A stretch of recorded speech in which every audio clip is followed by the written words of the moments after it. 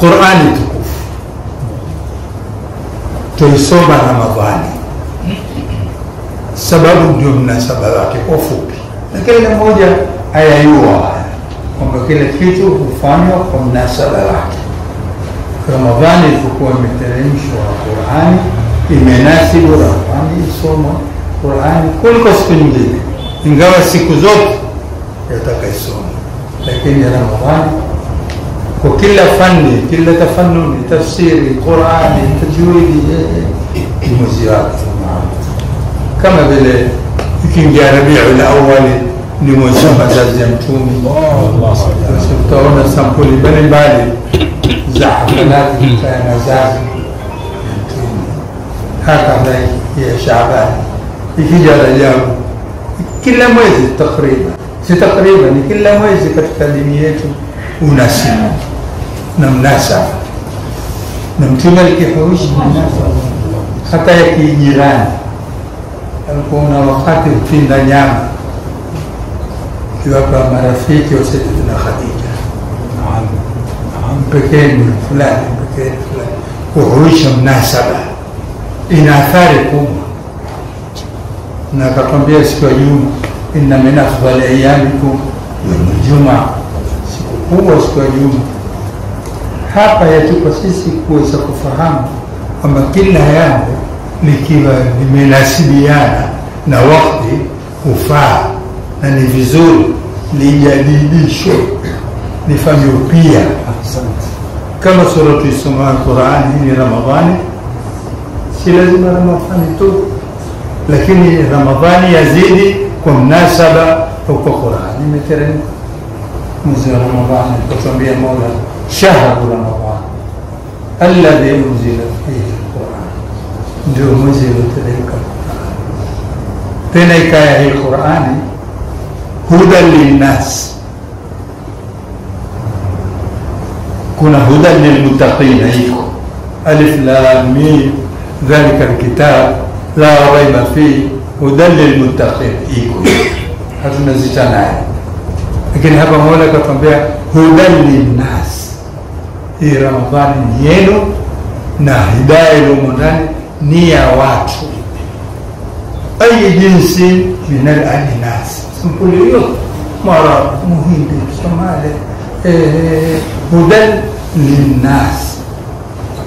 Utakapendezwa sana tukisoma Qur'an, hata harfu moja isipotee. Asante. Ikateremshwa Qur'ani Ramadhani hudan linnas, ilhali ni uongofu wa watu. Huwezi kumwambia yoyote usiye kutaka Qur'ani ni yake hudan linnas. Na hapa pana marefu ya mtu kupanua na kuwafahamisha watu kwamba Uislamu wetu ni wa watu, si wa ukabila. Imeteremka Qur'ani ni uongofu wa watu, hudan linnas ni uongofu wa watu. Kwa hiyo ni uongofu wa watu, sisi ndio kama tufahamu tuna wajibu kwa pekee wabayinati min al-huda. Ile Qur'ani kuna zenye kubainisha za uongofu, wal furqan, kuna na furqan. Hiyo furqan ni kitu mbali kitakuja, yalikuwa katika al-Bayt al-Ma'mur, yalikuwa katika Lawh al-Mahfuz asili. Innahu al-Qur'an karim fi kitabin hakishikwi na yoyote illa al-mutahharun, wa tahara majini na insi wanadamu, ahli baiti rasulillahi, al-ulama, kila alikuwa ni mutahhar ndiye anayefahamu. La yamasuhu kuishika kila mmoja akaishika, lakini madhumuni hapa la yamasuhu, hawashiki mashiko ya kuifahamu illa al-mutahharun, illa waliotahrishwa, wenye aqida njema, wenye mahaba ya kweli, wanaotaka hakika. Ikashuka katika Ramadhani, ikaa katika al-Bayt al-Ma'mur. Naam, Bayt al-Izza, Bayt al-Izza, azzaka Allah. kisha Al-Ma'mur au hiyo ndio Baitul Izza. Al-muhim ikawa Baitul Izza Ramadhani yote jumlatan wahida, kisha ikawa yashuka katiti kidogo kidogo kwa kiasi miaka karibu 23. Likizuka jambo aya yateremka, likizuka kitu ushuka, ikashuka kwa Mtume mpaka ikamalizika, ikaingia katika nyoyo za masahaba zake. Kwa kwanza ikaingia kwa mlango wa nyumba ya Mtume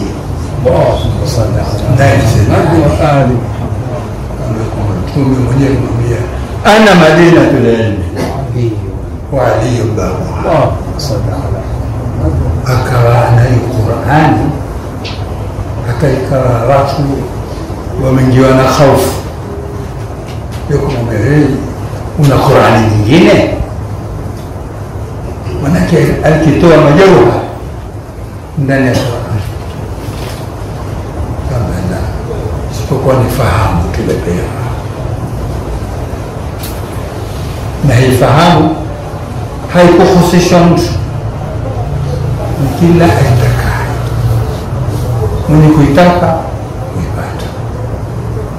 Lakini ilikuwa kwa ahli albayti ni akrabi zaidi bihukmi alwiratha. Kuna elimu ya ilmu alwiratha, hata wasiokuwa na imani waamini kwamba kuna wiratha. Wewe ukiwa ni dereva, ukizaa kijana akashika udereva, pale atakuwa hodari katika udereva, kwa sababu khilya siku umeonana na ahli yako na ule udereva pia uliingia kwa wahaka. Ali Fatima alikuja, ilikuwa iko wiratha, si ushia, si ukabila, ni wake hai. Wiratha wakubalika na hata usikuwa Uislamu, na kile ulichokuwa nacho kijana chako kikushika mara moja atalipata, kwa sababu kuna wiratha. Kina Ibn na kina Ibn Qayyim wametuambia wazi, hakuna yoyote duniani ambaye kwamba atakuwa una elimu ila imepita mlango wa ahli bayt. Ahsante. Hiyo si ubaguzi, ni hukumu, ni waqi.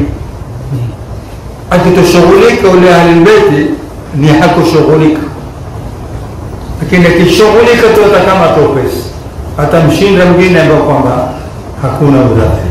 Kama yeye akitaka kuwa dereva na wazee wake si dereva, ataupata, lakini atasumbuka. Hii kitu kifahamu. Iliposhuka kwa Mtume wetu Muhammad ikapokewa na waliopokewa maswahaba wema kwa jumla, walipitiwa na zama, ikaonekana hatari ya kwa Qur'ani itapotea, kwa sababu maswahaba wengi wasafiri jihadi, wengi wauawa. Ikaile rai ilikuwa maalumu ya kukusanya Qur'ani, ikakusanya Qur'ani kwa hadithi, hakuna sijua katika sisi, zikaitwa kurasa za kila alikuwa nazo za Qur'ani. Wengine wameandika katika mifupa ya ngamia, wengine wameandika katika ngozi. Al-muradi zikakusanywa vitu zote, wakauandika msahafu. Ijtihadi iliyopita ndiyo sura aliyoweka Mtume sallallahu alaihi wasallam, kisha zikachoma zile karatasi, zikabakishwa zile zilizoandikwa. Kazi hiyo walisimamia ni Sayyidina Uthman bin Affan radhiallahu anhu na baadhi ya masahaba. Walikataa, utafanya vipi jambo Mtume hakufanya? Akamwambia na khair hii ni khair, sababu tukifanya namna hii Qur'ani itapokea na khair, tukapata khair kwamba jambo la khair hufanywa, hailazimu kwamba Mtume kafanya, hatuwezi kudhibiti. Ikabaki katika nyoyo za maswahaba na tabiina ila yaumina, na ikadhihiri miujiza ya kwamba hakuna kitabu kilichotangaa chenye kusoma kilichohifadhika ndani ya nyoyo za watu kama Qur'ani tukufu. Mashindano ya Qur'ani yote yale ni zijana ndio tuonyesha sura ya Qur'ani, na wamekuwa wahifadhi kitu hili magumu kwa ndia. Leo utastaajabu ukamtajia aya tu atakwambia hiyo iko katika mstari wa juu namba kadhaa, sijui kitu ambacho kwamba tuonyesha wazi miujiza hiyo min haithu al-hifdh, na yale ule ikabaki kwa ulama min haithu al-mafhumi, kwa ile namna ya kufahamu Qur'ani ni hii, lakini kufahamu sasa ikawa ni wakfu wa ulama. Na aya za Qur'ani ni nyingi na hadithi za Mtume ni nyingi, kwamba hiki kitabu ni kile kilichotulia katika nyoyo, tuliwarithisha watu hii Qur'ani katika nyoyo zao, wakatoa majoha, wakagundua mambo ambayo kwamba yalituwekea wazi kabisa kutuonesha kwamba hii Qur'ani kwanza ni maneno ya Mwenyezi Mungu, haiwezekani kuwa ni maneno ya binadamu. Pengine huhitajia mfano mmoja au mbili ya kwamba hiki kitabu tunachokisoma na ambacho kwamba tutasoma tutakayosoma toba tuamini, lakini walladhina amanu zadatuhum imana, itatuzidisha imani. Tuna nafasi kumwambia yoyote wataka nikuthibitishie Qur'ani ni ya Mwenyezi Mungu kwa jiha gani, kwa upande gani, kitarikhi, kielimu, kilugha, yani kwa ndia yoyote waweza ukampa zitu ambazo kwamba hazikuwekwa kwa Mtume kabisa, na akayanena maneno akatufahamisha zitu ambazo kwamba utauliza alisoma wapi huyu. Ukisoma tarehe yake mwamba tuko biwadi na ghairi dhizara, tuko katika jangwa halina hata makuli, bali kulikuwa hakuna jamiati, hakuna madaris, tukanibebebere. Mpe hadithi fupi tu katika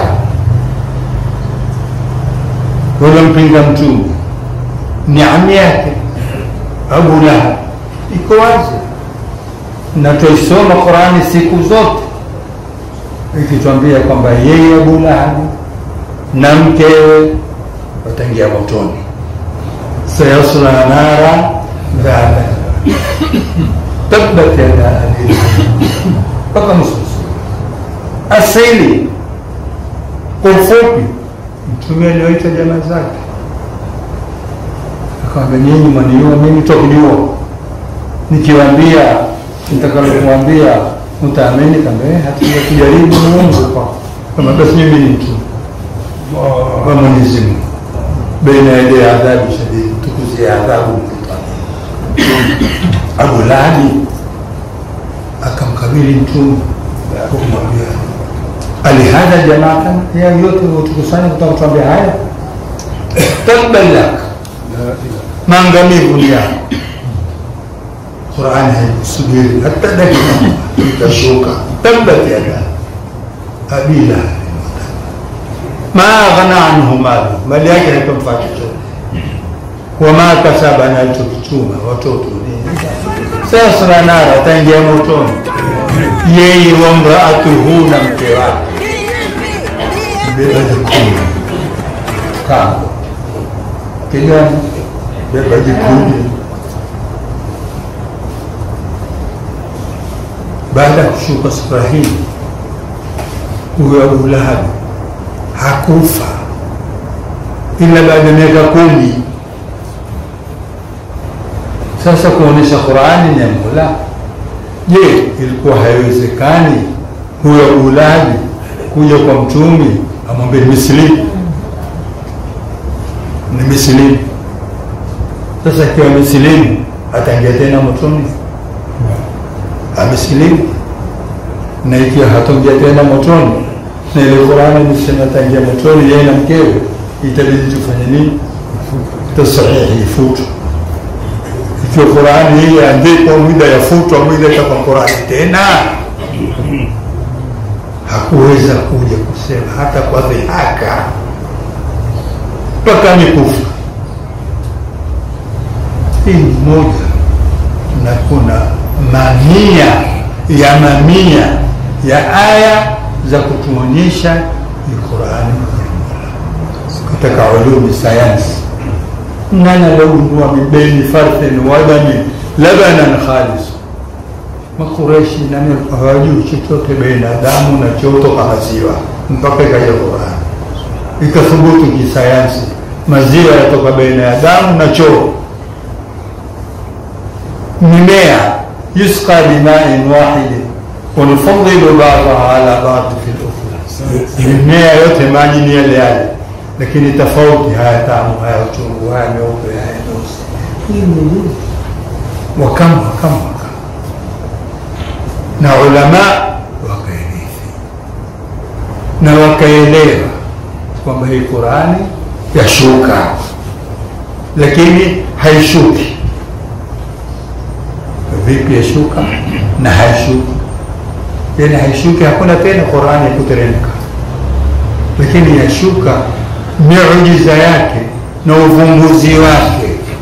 Mpaka Maulana Al-Habib Al-Habshi akatambia tanazzuluhu ala al-ulama baqin ladayhim wa huwa munqati'. Ahsanta. Qur'ani haishuki tena, lakini majawhar kwa ulama yanaendelea.